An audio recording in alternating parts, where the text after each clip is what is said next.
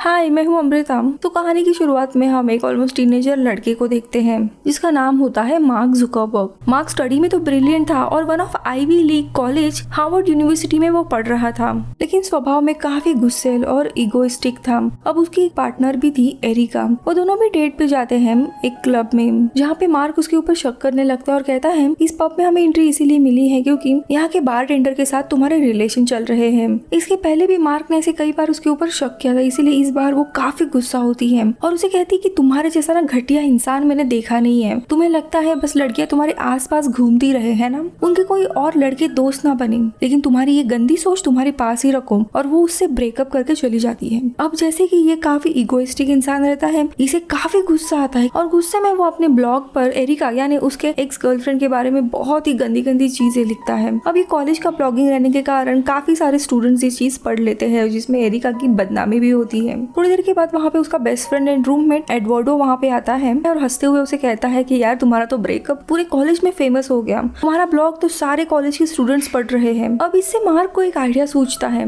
अगर लोगों को गॉसिपिंग में इतना ही इंटरेस्ट है तो क्यों ना एक ऐसी वेबसाइट बनाए जिसमें कॉलेज की सारी लड़कियों की फोटो डाली जाए और लोगों को उनकी पॉपुलैरिटी और खूबसूरती के आधार पर उन्हें रेट करना होगा, ताकि लोगों को भी मजा आए ये सब करने में। लेकिन सवाल ये खड़ा होता है कि इतनी सारी लड़कियों का डेटा आएगा कहाँ से। यानी तभी एडवर्डो कहता है कि अरे अपने कॉलेज का डेटाबेस है ना, उसमें सारी लड़कियों की फोटो रहेंगी। अब मार्क पूरा सोचने लगता है कि इस प्रोग्राम को कैसे एग्जीक्यूट करे, इसीलिए वो कॉलेज का डेटाबेस हैक करता है और अपने वेबसाइट का और कॉलेज के उस डेटाबेस का एक कनेक्शन बनाता है, जिसके कारण इन लड़कियों की सारी फोटो वो एक्सेस करके अपने वेबसाइट पे डाल देता है। उसके वेबसाइट का नाम था फेसमैश। अब ये वेबसाइट काफी फेमस बनती है, इनफैक्ट लड़कियां भी इस वेबसाइट पे विजिट करती है देखने के लिए कि उनके कितने फैंस हैं, और लड़कों के लिए तो ये अच्छा खासा एक टाइम पास बन गया था। अब इसके कारण उसके वेबसाइट पे काफी ज्यादा लोग आने लगते हैं और हार्वर्ड का नेटवर्क क्रैश हो जाता है। जब ये लोग इन्वेस्टिगेट करते तब पता चलता है मार्क ने जो वेबसाइट क्रिएट की थी उसके कारण ये सब बवाल हुआ है, इसीलिए उसके ऊपर इन्वेस्टिगेशन बैठती है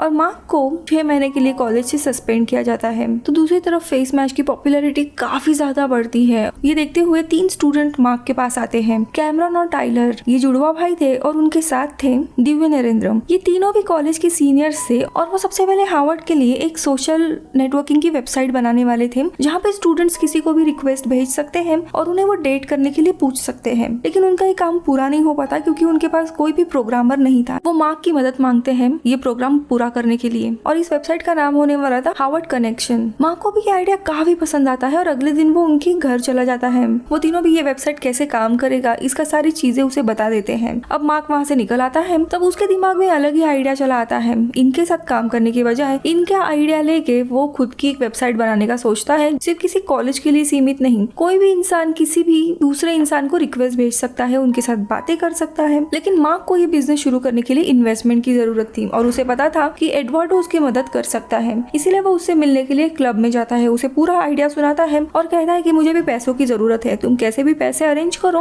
और इस बिजनेस में 70% शेयर्स मेरे होंगे, 30% शेयर्स तुम्हारे होंगे। इस वेबसाइट का नाम होगा द फेसबुक। अब एडवर्डो को भी ये आइडिया काफी अच्छा लगता है और इस पार्टनरशिप में वो मान जाता है। हालांकि ये ओरिजिनल आइडिया उन्हीं 3 लोगों का था और उनसे बिना कुछ कहे मार्क अपनी ही वेबसाइट पे काम करने लग जाता है। तो दूसरी जगह पे एडवर्डो कंपनी के नाम से एक बैंक अकाउंट ओपन करता है और उसमें अपने खुद के एक्सपेंस से वो $1000 की इन्वेस्टमेंट करता है। अब एक वीक बीत जाता है, वो ट्विन ब्रदर और नरेंद्र तीनों भी मार्क को कॉल करने लगते हैं अपडेट पूछने के लिए, लेकिन मार्क उन्हें कोई भी जवाब नहीं देता। इनकी वेबसाइट द फेसबुक पूरी तरीके से तैयार हो जाती है, वो लॉन्च हो जाती है और वो लोगों में काफी फेमस हो जाती है कि आप किसी को भी अप्रोच कर सकते हो ऑनलाइन। जब इन तीनों को इस बात का पता चलता है तब उन्हें काफी गुस्सा आता है कि ये तो हमारी आइडिया थी।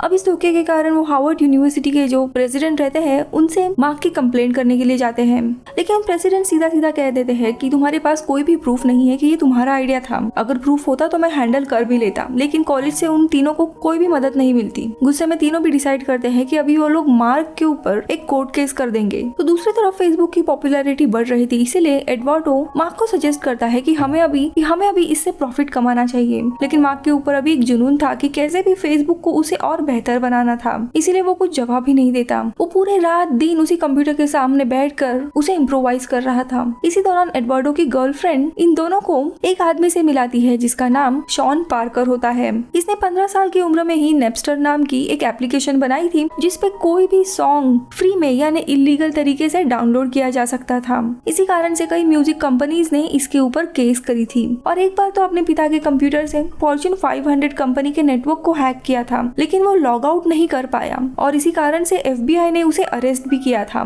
यानी एक तरह का फ्रॉड इंसान भी था, अल्कोहलिक, ड्रग एडिक्ट और हमेशा पार्टी करना, ऐसे टाइप का ये आदमी था। यानी ऐसा लड़का जिससे आपके पेरेंट्स आपको दूर रहने के लिए कहते हैं। वो आगे मार्क और एडवर्डो को पूछता है कि तुम्हारा आगे का प्लान क्या है फेसबुक को लेकर, पैसे कैसे कमाने वाले हो इससे। वो कहता है कि हम लोग कुछ एडवर्टाइजमेंट से बात कर रहे हैं। तो वो कहता है ये तो काफी छोटी अमाउंट के बारे में तुम बात कर रहे हो, तुम्हारी वेबसाइट का वर्थ बहुत ज्यादा है, मैं करोड़ों और अरबों की बात कर रहा हूँ यहाँ पे। उसके इसी स्मार्टनेस के कारण मार्क उसके ऊपर काफी इंप्रेस हो जाता है कि इसके पास बिजनेस का काफी नॉलेज है और इस आदमी की संगत में रहना चाहिए, ये काफी हेल्पफुल रहेगा। आगे शॉन उन्हें सजेस्ट करता है कि उनका ऑफिस उन्हें सिलिकॉन वैली में शिफ्ट करना चाहिए क्योंकि वहाँ पे वो आसानी से टीम बना सकता है। लेकिन एडवर्डो को शॉन जरा भी पसंद नहीं आता। उसे ऐसा लग रहा था कि ये बेवजह हमारे बिजनेस में अपनी नाक डाल रहा है। वो वहाँ से निकल ही रहा था, लेकिन वापस मुड़ के वो इन दोनों को कहता है कि द फेसबुक में से द हटा दो, बहुत ज्यादा कूल लगेगा। मार्क को भी उसकी ये बात सही लगती है और वो नाम द फेसबुक से फेसबुक रख देता है। अब यहाँ पे मार्क को तो वैसे ही कॉलेज से निकाल दिया था, इसीलिए वो सिलिकॉन वैली में शिफ्ट होने का फैसला करता है। लेकिन एडवर्डो को ये बात सही नहीं लगती। वो कहता है कि तुम्हें बिजनेस के डिसीजन हम दोनों को लेने हैं। एडवर्डो सिलिकॉन वैली नहीं जा सकता था क्योंकि उसे यहाँ पे इंटर्नशिप मिल गई थी। लेकिन आखिर में दोनों भी ये फैसला करते हैं कि एडवर्डो अभी के लिए न्यूयॉर्क में रहकर ही कंपनी के लिए स्पॉन्सर्स या एडवर्टाइजर ढूंढने की कोशिश करेगा, तो दूसरी जगह पे मार्क सिलिकॉन वैली जाके अपनी टीम एक्सपांड करेगा और वो कैलिफोर्निया शिफ्ट हो जाता है और वहाँ पे ये लोग नए रिक्रूट्स को भी हायर करते हैं। पूरा एक ऑफिस बन गया था। लेकिन मार्क जैसे खुद कॉलेज से निकला हुआ था तो वो अपनी तरह ही यंग एम्प्लॉइज को ही हायर करता है ताकि ऑफिस में थोड़ी मस्ती मजाक भी चलती रहे। यहाँ का पूरा माहौल एकदम चिल रहता है जहाँ पे कोई भी कुछ भी कर सकता है और उसके साथ साथ काम भी जोरों शोरों से चल रहा था। और एक दिन इनका ऑफिस देखने के लिए शॉन वहाँ पे आ जाता है तो मार्क उसे ऑफिस में ड्रिंक के लिए बुलाता है। उसका ये ऑफिस देख के वो काफी ज्यादा इम्प्रेस हो जाता है। कोई नाच रहा था, कोई गाना बज रहा था, कोई ड्रिंक कर रहा था। अब मार्क शॉन को खुद यहाँ पे आने के लिए इन्वाइट करता है कि तुम यहीं पे शिफ्ट हो जाओ और शॉन भी मान जाता है और यहीं पे आके रहने लगता है। अब कुछ दिनों के बाद एडवर्डो सिलिकॉन वैली में आता है और इनका ऑफिस ऐसा था कि सारे एम्प्लॉइज इधर ही रह रहे थे और तो और वो शॉन को देख के काफी हैरान होता है और उसे गुस्सा भी आता है। ये सारा माहौल देख के एडवर्डो काफी गुस्सा हो जाता है और मार्क को सवाल पूछने लगता है कि ये बंदा यहाँ पे क्या कर रहा है। तो यहाँ पे मार्क लिटरली केयरलेसली उसे सीधा जवाब देता है कि ये अभी बिजनेस पार्टनर है और मुझे यहाँ पे मदद कर रहा है बिजनेस सेटअप करने में। अब मार्क और शॉन दोनों भी इस बेचारे की बेइज्जती करते हैं और आसपास की सारी लड़कियां उसके ऊपर हंसने लगती हैं। वो काफी गुस्सा होता है, जाने वाला था, लेकिन मार्क उसे रोकता है और दोनों भी शांति से बात करते हैं। एडवर्ड उसे कहता है कि देख भाई, मुझे वो बंदा नहीं चाहिए अपने बिजनेस में। तो मार्क उसे सीधे सीधे कह देता है, देख मुझे काफी तेजी से आगे बढ़ना है और वो मेरी मदद कर रहे हैं। वो बंदा तो इधर ही रहेगा और तुझे भी इधर आना पड़ेगा, वरना तुझे इस बिजनेस के बारे में कुछ भी पता नहीं रहेगा। इतनी सारी बेइज्जती के बाद वो तभी के तभी न्यूयॉर्क चला आता है और अगले दिन कंपनी का मेन अकाउंट सीधा फ्रीज कर देता है। इसी दौरान शॉन के कॉन्ट्रैक्ट में एक बहुत ही बड़ा इन्वेस्टर था। वो फेसबुक में $500,000 इन्वेस्ट करने के लिए रेडी होता है, लेकिन उसकी एक शर्त थी, उसे कंपनी का पूरा मैनेजमेंट चेंज करना था। अब मार्क को पता चलता है कि अकाउंट फ्रीज हो गया है, तब उसी वक्त वो एडवर्डो को कॉल करता है। उसके ऊपर पहले तो वो काफी गुस्सा था और उसे काफी खरी खुटी सुनाता है, लेकिन बाद में उसे बताता है कि हमें एक इन्वेस्टर मिल गया है, वो $500,000 हमारे कंपनी में इन्वेस्ट करेगा और कुछ पेपर साइन करने के लिए तुम्हें अगले हफ्ते यहाँ पे आना पड़ेगा। अब ये सुन के एडवर्डो भी काफी खुश होता है और अगले हफ्ते कंपनी के नए एड्रेस पे वो चला जाता है, जहाँ पे पूरे कंपनी का लुक चेंज हो गया था। एक प्रॉपर एक ऑफिस था अभी, जहाँ पे कंपनी के ही वकील बैठे हुए थे और वो एडवर्डो को कहते हैं कि देखो, तुम्हारा 30% का शेयर था, अभी वो चेंज करके अभी तुम्हारा 34% का शेयर कर दिया गया है और शॉन के भी कुछ शेयर्स है अभी इसमें। और एडवर्डो इन पेपर्स पे साइन करता है और वापस न्यूयॉर्क निकल जाता है। कुछ हफ्तों के बाद वो वकील उसे वापस सिलिकॉन वैली के ऑफिस में बुलाता है और उसे कुछ पेपर्स पे साइन करने के लिए कहता है। तो वो पूछता है ये क्या है, तो वो कहता है कि यहाँ पे तुम्हारे शेयर्स जो तुम फेसबुक में तुमने इन्वेस्ट किया था 30%, वो हमने निकाल दिया है और अभी तुम्हारे शेयर की वैल्यू और अभी तुम्हारे शेयर है 0.3, मतलब जो उसके 30% शेयर थे वो पूरे निकाल दिए थे और 0.3 शेयर उसे दिए थे, मतलब उसकी वैल्यू कुछ थी ही नहीं। और ये वही पेपर्स है जिसमें उसे बताया गया था कि तुम्हारे शेयर 34% हुए हैं। यानी मार्क एंड शॉन ने उसे फंसाया था और उसके गलत साइन लिए थे झूठे पेपर्स पे। ये देख के वो काफी भड़क जाता है। वो मार्क के ऊपर चिल्लाता है कि तुमने मुझसे झूठ बोला, मुझे पूरा फंसाया तुमने। तो मार्क उसे उल्टा कहता है कि तुम इस कंपनी के CFO थे, लेकिन तुम इतने बेवकूफ हो कि तुमने अपने ही कंपनी के साथ गलत डील साइन की। तुम्हें पहले पेपर पढ़ने चाहिए थे, कल जाके तुम इस कंपनी को डुबा भी सकते। वो कहता है कि तुम मेरे साथ ऐसा नहीं कर सकते, मैं भी इस कंपनी में पार्टनर पार्टनरशिप में हूँ। तो शॉन उधर आता है और कहता है कि तुम थे, अभी नहीं हो। वो शॉन को कहता है कि देख, मेरा भी बोर्ड्स में नाम है और तुम मुझे हटा नहीं सकते। तो शॉन कहता है इन्वेस्टर आने के बाद ना काफी सारी चीजें चेंज हुई है और अभी तुम इस कंपनी का हिस्सा नहीं हो। एडवर्डो काफी गुस्सा हो जाता है क्योंकि ही वॉज को फाउंडर ऑफ फेसबुक और उसे अभी सीधा निकाल दिया था। वो कहता है मेरा नाम मर्सियार्ड पे है। पार्कर कहता है कि क्या तुम फिर से चेक करना चाहोगे, हमने तुम्हारा नाम वहाँ से हटा दिया है। वो गुस्से में मार्क को कहता है कि अभी तुम देखना, अभी 30% नहीं उससे कहीं ज्यादा मैं लेने के लिए आऊंगा। अब जाते जाते शॉन एडवर्डो को धमकी देता है और ये बात मार्क को पसंद नहीं आती। अब यहाँ पे मार्क भी थोड़ा सहम गया था। यहाँ पे कहीं ना कहीं मार्क को भी समझ आ रहा था कि उसने काफी बड़ी गलती की है। तो दूसरी जगह पे हम देखते हैं